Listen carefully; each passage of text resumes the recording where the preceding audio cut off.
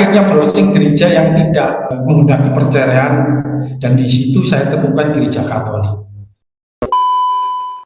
Mama dan Naomi kalau mau tetap bergereja pada gereja yang lama, ya silakan. Saya tidak memaksakan, tetapi Papa jelas keluar. Saya mulai belajar tentang sejarah gereja Katolik. Saya baru tahu kalau gereja ini gereja yang didirikan Tuhan Yesus. Yang saya ini merasa kaget itu karena ada dogma di dalam gereja Katolik, extra ecclesia nulla salus. Di luar gereja Katolik tidak ada keselamatan. Ketika membaca itu, saya terima Bapak Ibu saya, teringat saudara-saudara saya.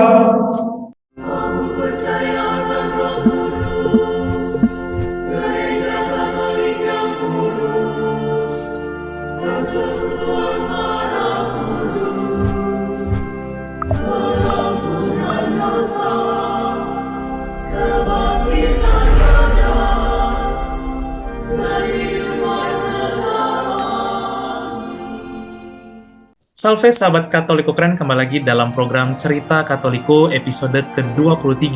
Pada episode kali ini, pada kesempatan kali ini kita sudah kedatangan narasumber yang begitu luar biasa, yaitu Pak Widi. Salve dan shalom Pak Widi.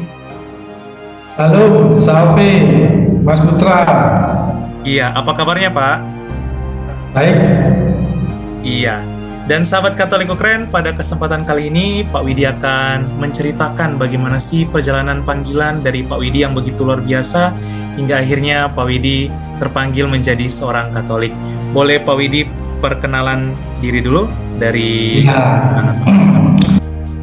Nama saya Widi Prasetya dan nama baptis saya Irenaeus karena saya kagum sama Santo Irenaeus. Umur saya 56. Saya berdomisili di Sidoarjo. Saya saat ini di Paroki Annunziata, Paroki Santa Maria Annunziata Sidoarjo. Saya ini mulai kecil lahir dari Protestan, Kristen Protestan. Jadi kita harus membedakan Kristen Protestan, Kristen Katolik. Kalau di Indonesia kan seringkali Kristen dianggap Protestan. Ya. Nah, sebetulnya kita anggap Kristen Katolik atau Kristen Protestan. Saya sejak kecil itu lahir dari keluarga Protestan. Sampai suatu ketika saya tahun 2000, sekitar tahun 2020, saya ini operasi batu ginjal. Pada saat saya masuk di ruangan operasi, saya itu ingin setelah operasi ini melayani Tuhan di gereja. Selama ini pelayanan saya dulu saya di kampus di luar gereja. Dan 2 tahun setelah saya operasi, saya ini dihubungi oleh ketua persekutuan doa wilayah gereja lama saya. Seperti kalau di Katolik itu lingkungan, dihubungi oleh ketua lingkungan seperti itu. Dan pada saat itu saya ditawarkan untuk menjadi majelis gereja di gereja lama saya dulu. Saya tanpa pikir panjang karena memang itu kerinduan saya untuk melayani Tuhan, saya mengiyakan. Terus pada saat itu tahun 2022. Pada 2002, tepatnya pada bulan Februari, itu saya dilantik menjadi penatua sebagai penatua pendamping Komisi Liturgi Musik Gereja. di gereja lama saya tersebut. Nah, kami itu sering mengadakan rapat seperti rapat PMJ, seperti rapat bersama para penatua dan para pendeta. Dan kami sering melaporkan bahwa apa yang sudah kita lakukan di komisi kami. Setiap komisi melaporkan. Demikian pula pendetanya melaporkan apa yang sudah dilakukan dan apa yang belum dilakukan.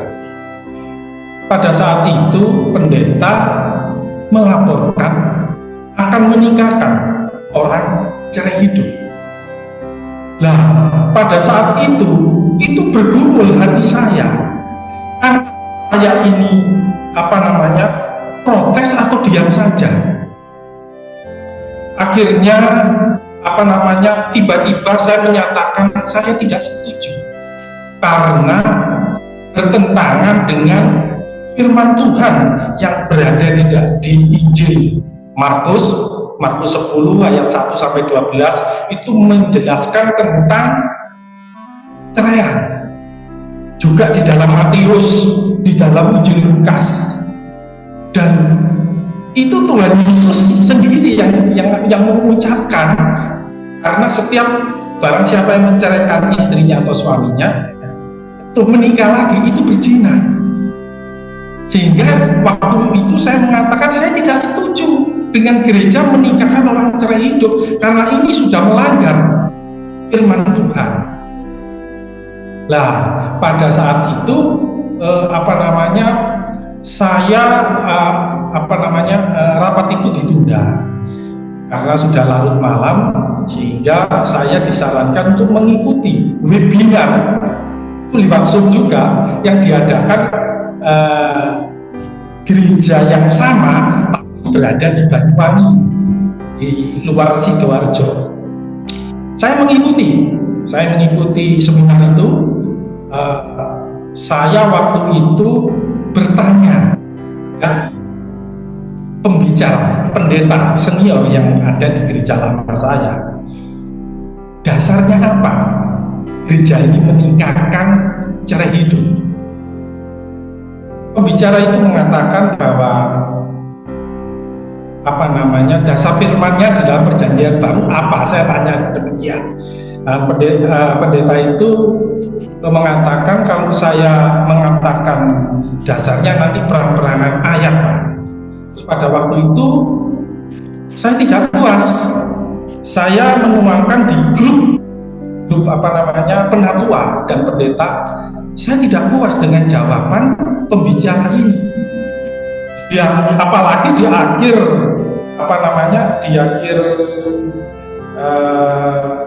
seminar itu pendeta tersebut mengutip saya dilakukan perjanjian lama di dalam Ulangan, kalau nggak salah Ulangan 24, di mana Musa memberikan surat cerai.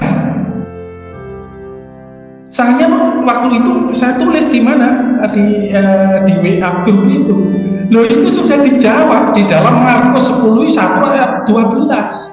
Karena ketegaran tengkorak Musa mengizinkan perceraian. Tapi bukan kehendak Allah perceraian itu. Sejak awal mula dijadikan dunia ini, Tuhan tidak menghendaki adanya perceraian. Setelah itu diadakan rapat kembali, Mas Putra, diadakan rapat kembali.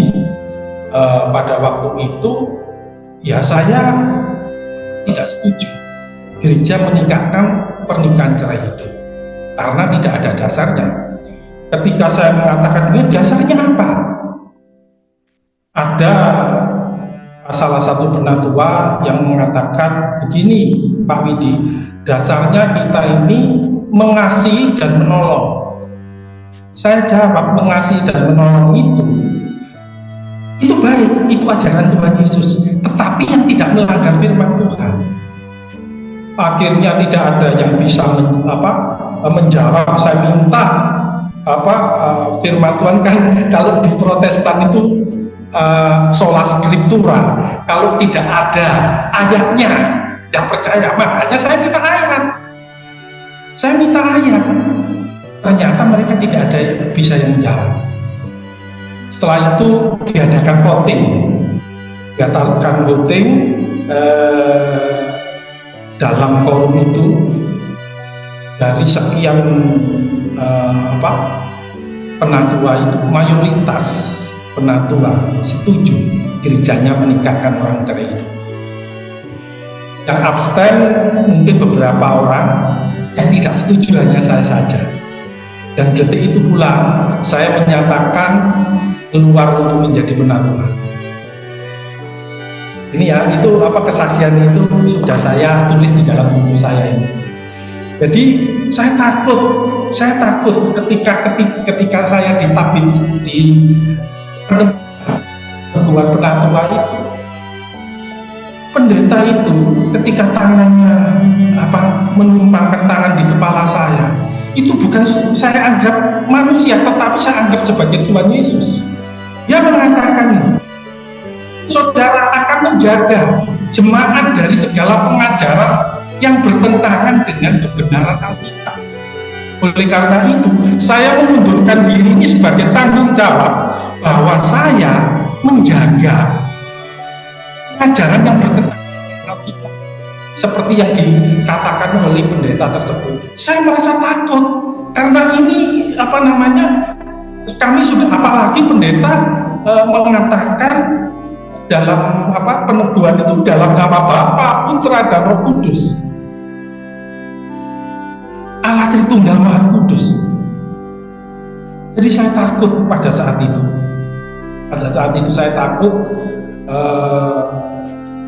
Akhirnya sebagai bentuk pertanggungjawaban saya kepada Tuhan, saya mengundurkan diri untuk menjadi penatua. Singkat cerita,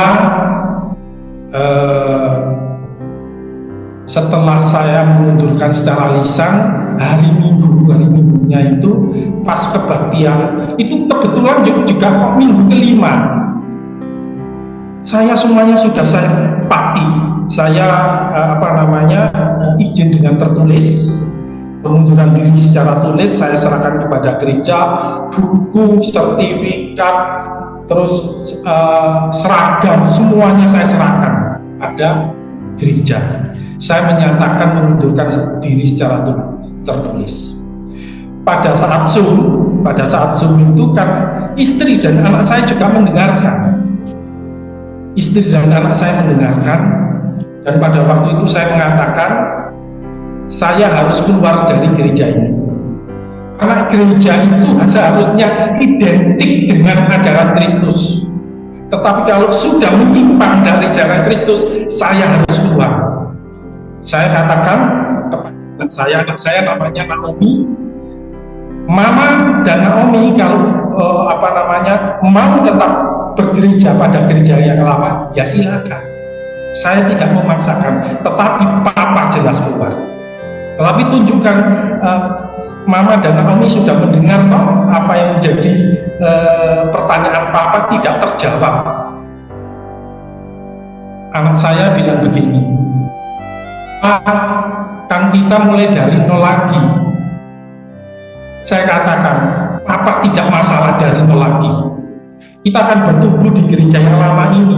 Tidak masalah, karena gereja itu sudah menyimpang dari ajaran Kristus.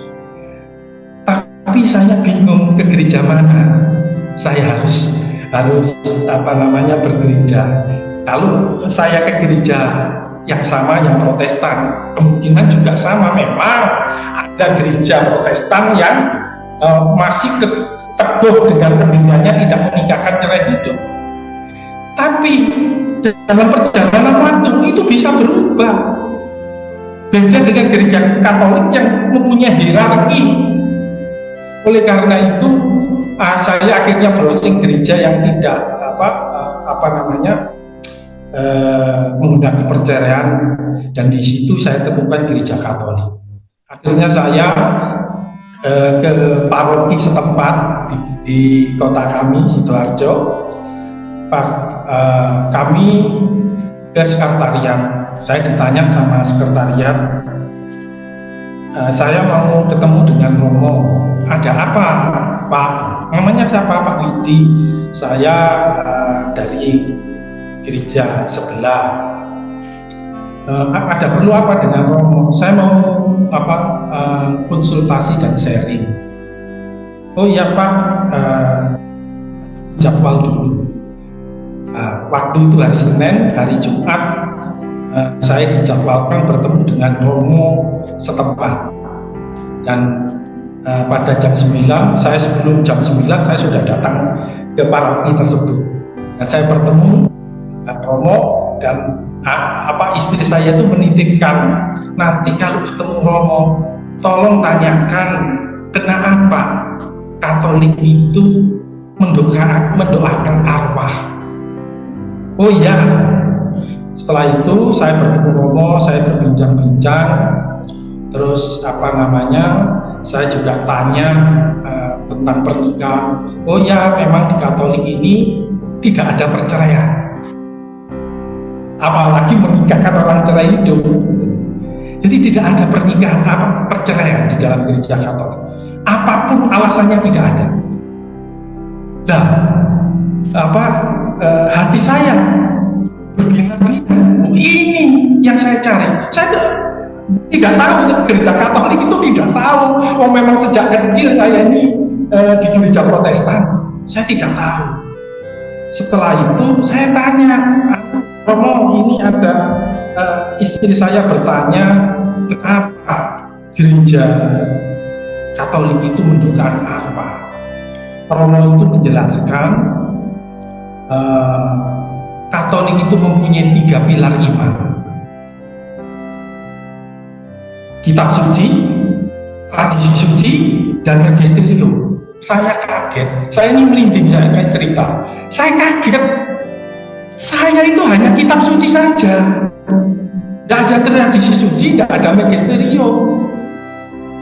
Romo itu menjelaskan lagi bahwa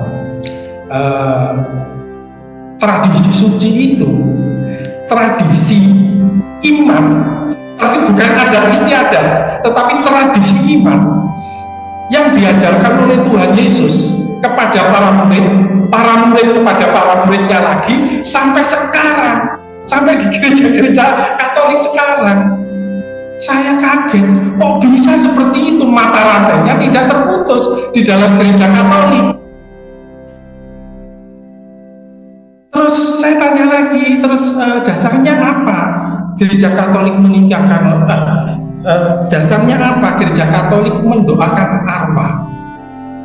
Dasarnya ada di 2 Makabe, Pak. Di kitab 2 Makabe. Lah saya nggak punya 2 Makabe. Di Torah Kanonika tidak punya. Jadi mereka mempunyai dasar. Setelah itu saya WA kepada istri saya, ada dasarnya Mak di dalam kitab suci. Semenjak itu saya belajar mengenai apa itu tradisi suci. Saya mulai belajar tentang gereja Katolik. Saya mulai belajar tentang sejarah gereja Katolik. Saya baru tahu kalau gereja ini gereja yang didirikan Tuhan Yesus. Sahabat Katoliko keren, yuk kita bantu saudara-saudari kita umat Katolik Buroko, Kabupaten Bolaang Mongondo Utara dalam membeli tanah untuk pembangunan gereja. Puluhan tahun mereka harus menempuh perjalanan hampir sejauh 2 jam hanya untuk bisa beribadah. Hal ini karena mereka tak memiliki gereja sama sekali. Mereka harus pergi beribadah di stasi terdekat yang letaknya di ujung perbatasan kabupaten atau ke provinsi lain yaitu Gorontalo hanya untuk bisa beribadah. Buroko menjadi satu-satunya ibu kota kabupaten di Provinsi Sulawesi Utara tanpa gereja Katolik. Donasi dapat disalurkan di Bank BSG atau pilih Bank BPD Sulut 03102100523555 atas nama Paroki Santo Andreas Lolak Pantura. Mohon menambahkan angka 001 di belakang nominal transfer. Untuk konfirmasi donasi di nomor WA 082395354851. Donasi akan ditutup pada tanggal 30 Maret 2025. Seberapapun bantuan sahabat Katoliko Keren, itu sudah sangat berarti bagi saudara-saudari kita umat Katolik Buroko. Terima kasih sahabat Katoliko Keren, Tuhan Yesus membalas dengan berkat-Nya yang melimpah dan Bunda Maria mendoakan. Salve! Gereja, kalau menurut Injil Matius 16, 18, 19, Petrus di atas batu karang ini, aku akan mendirikan jemaat. Kalau Alkitab yang baru saya beli, Alkitab Katolik yang saya baru beli, itu terjemahnya sudah gereja. Allah mau tidak menguasai, aku memberi kunci kerajaan surga. Saya terbelalak lagi karena apa? Yang saya tahu Petrus ini kan paus pertama dari gereja Katolik, diberi kunci kerajaan surga.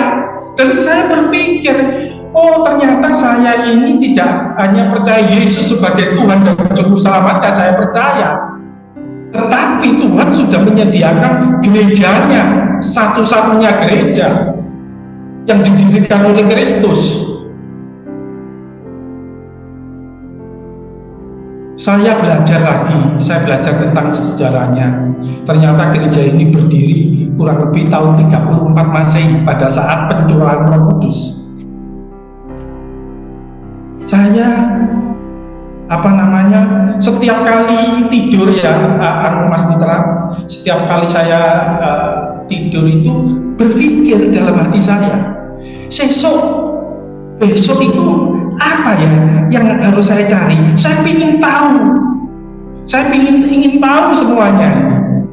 Ingin tahu apa itu tradisi suci. Saya nggak tahu tradisi suci. Saya cari channelnya termasuk ini Katolik Keren ini. Saya sering cari, terus juga Romo Bayu Aji di Katkit. Di Katkit itu dia menjelaskan saya dari tradisi suci ini. Saya selama ini kan saya hanya mendengar bahwa Petrus itu disalib terbalik. Tapi sumbernya di mana? Saya nggak tahu, pokoknya ceritanya seperti itu. Tetapi ternyata sumbernya di tradisi suci. Nah, di tradisi suci saya mendengarkan dari Romo Bayu itu sampai saya cari. Saya ingin tahu tradisi suci itu contohnya apa? Contohnya satu aja tradisi suci itu. Ternyata saya cari buku tentang tradisi suci. Ini kebetulan seperti apa yang dikatakan Romo Bayu, sejarah gerejawi, buku 1, 4 sampai 5 Eusebius dari Kaisaria. Dari sinilah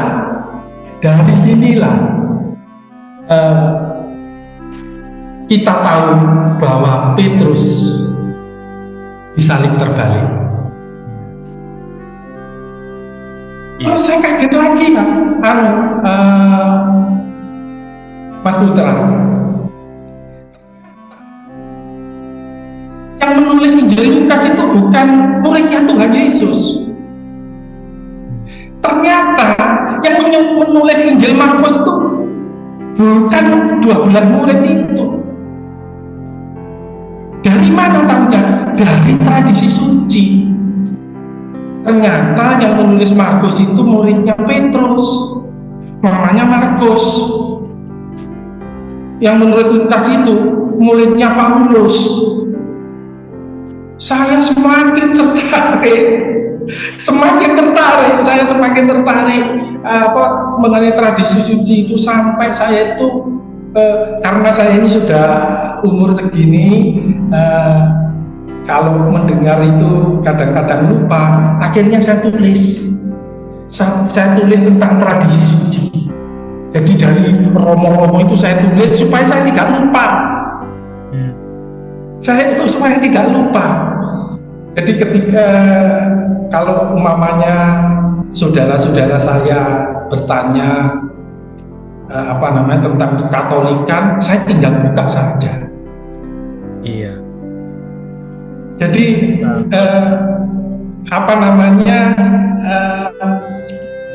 bahkan saya pernah diingatkan oleh kakak saya, kamu tahu pesannya ibu? Ya, saya masih ingat. Ibu saya pernah berpesan, Mas Putra, kamu boleh masuk ke gereja mana saja, tapi asal jangan Katolik. Ibu saya bilang begitu karena tidak tahu. Terus memang, terus saya mengatakan iman itu bukan warisan. Iman itu perjumpaan saya dengan Tuhan. Jadi ketika saya di gereja lama saya itu menegakkan kebenaran ajaran Tuhan, maka saya akan dibuahkan kebenaran lagi, berkat-berkat yang luar biasa.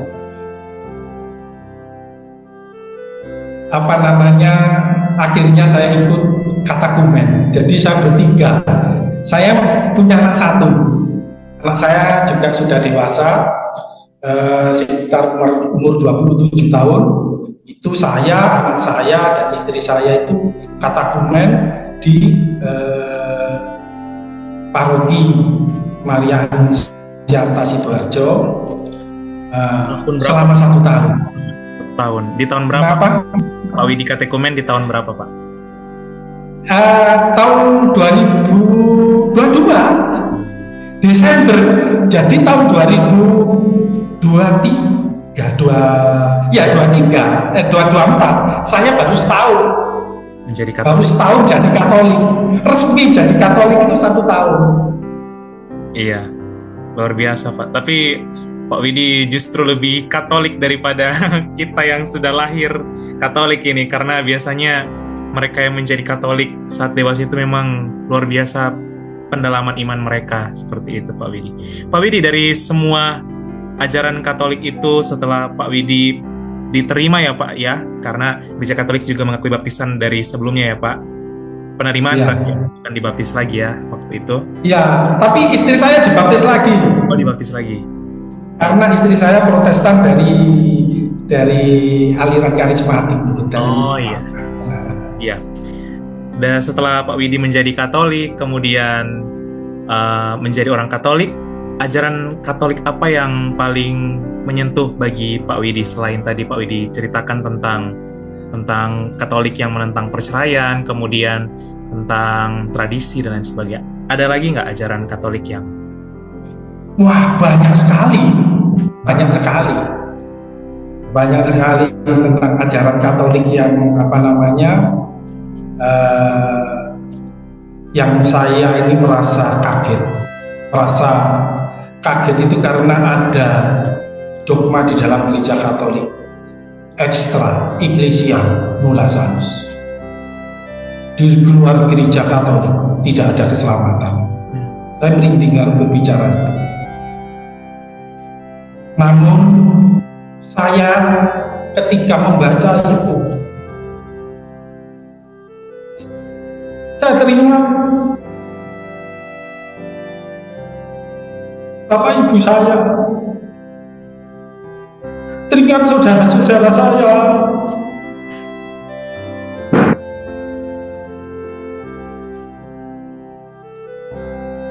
Lalu saya membaca KGK, penjelasannya bagaimana sih tentang extra ecclesia nulla salus itu. Juga ini saya punya KGK. Saya baca di dalam KGK, Katekismus Gereja Katolik.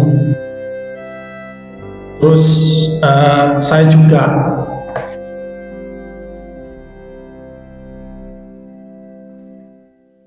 Lumen Gentium, saya baca di situ dijelaskan di luar Gereja Katolik tidak ada keselamatan itu bukan berarti orang tua saya yang sudah percaya Yesus sebagai Tuhan dan Juru Selamat itu tidak selamat, bukan seperti itu.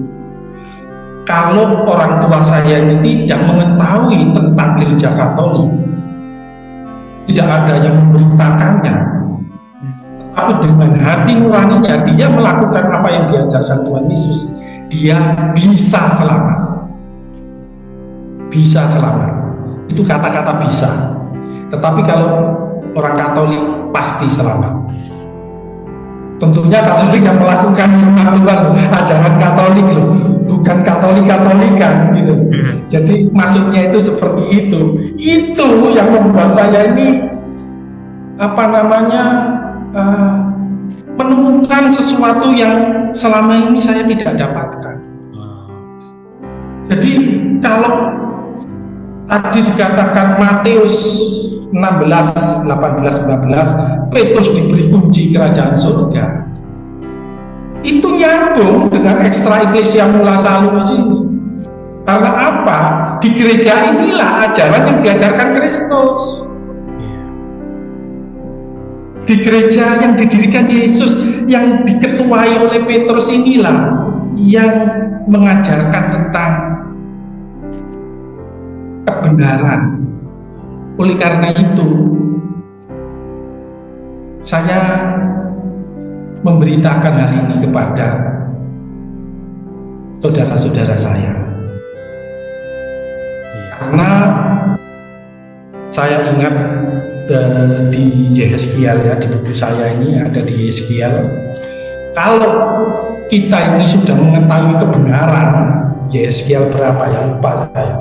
Itu ada di Yehezkiel. Kalau kita sudah mengetahui kebenaran dan ada orang yang melakukan kejahatan, kita diam saja, kita dimintai pertanggungjawaban oleh Tuhan. Oleh karena itu, saya tidak memaksakan saudara-saudara saya untuk menjadi Katolik, tidak. Tetapi saya memberikan kebenaran ini, itu harus saya lakukan. Saya 10 bersaudara, teman-teman. Saya nomor 10. Dan puji Tuhan, tepat saya 1 tahun menjadi Katolik. Kakak saya nomor 9 menjadi Katolik juga. Puji Tuhan. Karena apa? Saya senang. Bukan saya loh yang mengkatolikan. Percuma saja saya berbicara sampai berdui-dui, kalau tidak Roh Kudus tidak bisa.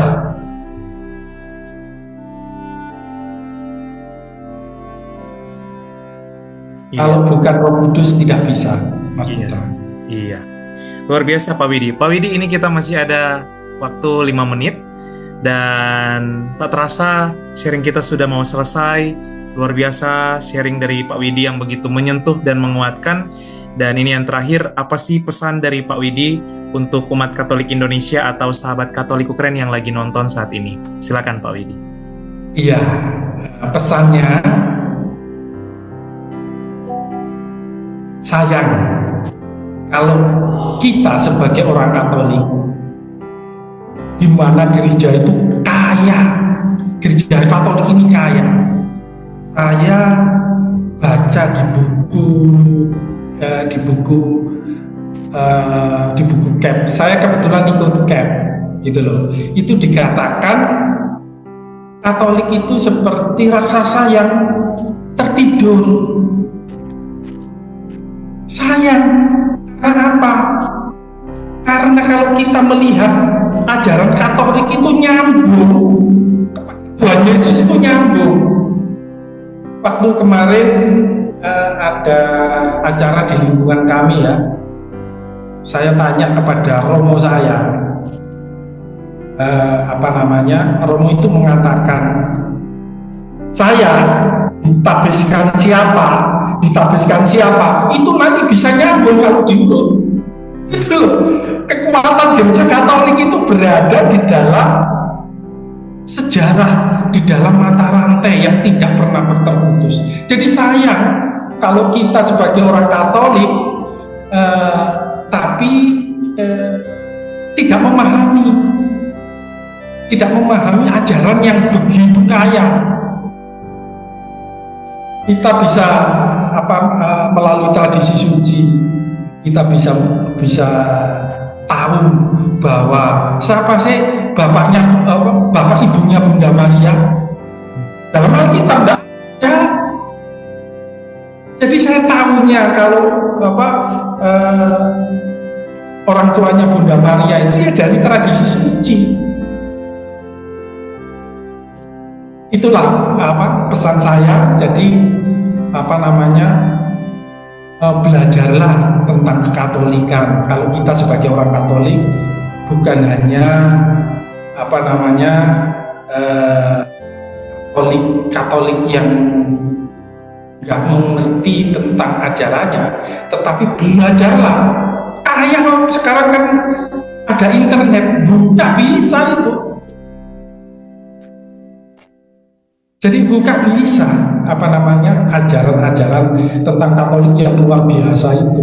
Jadi saya tahu bahwa ternyata yang mengkanonisasi itu ya gereja Katolik. Sebelum ada Alkitab seperti ini, pakai apa kita? Dulu kan saya mikirnya begitu. Iya ya, Alkitab ini sebelum terjadi seperti ini, kita memakai apa? Pakai tradisi suci. Pakai tradisi suci. Makanya saya katakan katakumen 1 tahun belum cukup. Kalau menurut saya belum cukup. 1 tahun itu belum cukup, Mas Putra. Iya. Masih harus terus belajar lagi ya Pak. Lebih dalam. Iya harus. Harus belajar terus. Sampai sekarang pun saya masih belajar menggali tentang kekatolikan yang saya tidak tahu. Yang saya ini barusan umur 1 tahun menjadi Katolik. Luar biasa. Saya pun juga demikian, istri saya pun juga demikian. Oh tiba ini ya. Oh ternyata selama ini kita menyangka bahwa kita orang Katolik menyembah Bunda Maria itu tidak benar. Jadi istilah itu namanya latria itu penyembahan kepada Allah. Julia itu penyembahan kepada orang kudus dan malaikat. Itu penyembahan penghormatan, maksud saya. Julia itu penghormatan kepada orang kudus dan para malaikat. Hiperdulia itu penghormatan kepada Bunda Maria, bukan menyembah Bunda Maria. Ya, banyak yang saya dapatkan dan saya bersyukur kalau di gereja lama saya tidak terjadi seperti itu. Saya tidak menemukan Katolik. Memang kita harus berani menyatakan kebenaran agar kebenaran itu dibukakan oleh Tuhan. Bahwa kebenaran yang lainnya itu akan dibukakan. Demikian Mas Putra. Ya, Pak Widi luar biasa untuk sharingnya, sungguh menguatkan. Semoga Tuhan selalu memberkati, Bunda Maria selalu mendoakan Pak Widi bersama keluarga dalam setiap karya, karir, dan juga pelayanan. Dan sahabat Katolikku keren, sampai di sini dulu program Cerita Katolikku episode ke-23 yaitu Pak Widi. Dan sampai jumpa di program Cerita Katolikku episode-episode mendatang yang akan menghadirkan berbagai narasumber dengan perjalanan panggilan mereka menjadi Katolik yang begitu luar biasa seperti Pak Widi pada kesempatan kali ini. Terima kasih, salve dan shalom. Pak Widi, terima kasih banyak. Terima kasih. Keluarga kami dibangun dari berbagai bangsa, baik orang tua maupun muda, kaya dan miskin, pria dan wanita, orang yang berdosa maupun yang kudus. Keluarga kami selama berabad-abad telah ada di dunia ini. Dengan rahmat Tuhan, kami membangun rumah sakit dan merawat orang sakit. Membangun panti-panti asuhan untuk membantu orang miskin. Kami adalah organisasi berbasis keagamaan terbesar di dunia, memberikan penghiburan bagi mereka yang membutuhkan. Kami mendidik lebih banyak orang dibandingkan organisasi lain. Kamilah yang mengembangkan metode ilmiah dengan pembuktian yang ilmiah juga. Kami mengembangkan sistem pendidikan dunia dan memperjuangkan hak dalam kehidupan setiap manusia maupun juga dalam pernikahan dan keluarga. Banyak kota di dunia diberi nama orang kudus kami menjadi inspirasi atas jalan suci mereka. Dibimbing oleh Roh Kudus, kamilah yang membuat Alkitab dan melestarikan tradisi suci. Roh Kuduslah yang masih terus membimbing kami hingga lebih dari 2000 tahun. Kami adalah Gereja Katolik. Dengan jumlah anggota keluarga lebih dari 1 miliar, memberikan sakramen sebagai pemenuhan hidup iman Kristiani. Selama berabad-abad kami selalu berdoa untukmu dan juga untuk dunia, setiap jam dan setiap hari dalam misa yang kudus. Yesus sendirilah yang mendirikan gereja kami ketika ia mengatakan kepada Petrus, pemimpin gereja Katolik pertama, "Engkau adalah Petrus dan di atas batu karang ini akan kudirikan gerejaku." Selama 2000 tahun kami memiliki garis kepemimpinan yang tak terputus, yang membimbing gereja Katolik untuk mengasihi dunia yang saling melukai di dalam dunia yang dipenuhi kekacauan dan luka. Sungguh meneguhkan jika kami mengetahui bahwa ada yang tetap berada dalam kebenaran sejati yang kuat, yaitu iman Katolik. Cinta kasih yang kekal dari Tuhan dianugerahkan kepada seluruh ciptaannya. Jika Anda jauh dari gereja Katolik, kami mengajak Anda untuk mengunjungi gereja Katolik hari ini karena kami selalu terbuka. Kami adalah keluarga besar yang dipersatukan oleh Yesus Kristus yang adalah Tuhan dan Juru Selamat kami. Kami adalah gereja Katolik, selamat datang kembali ke rumah yang sejati.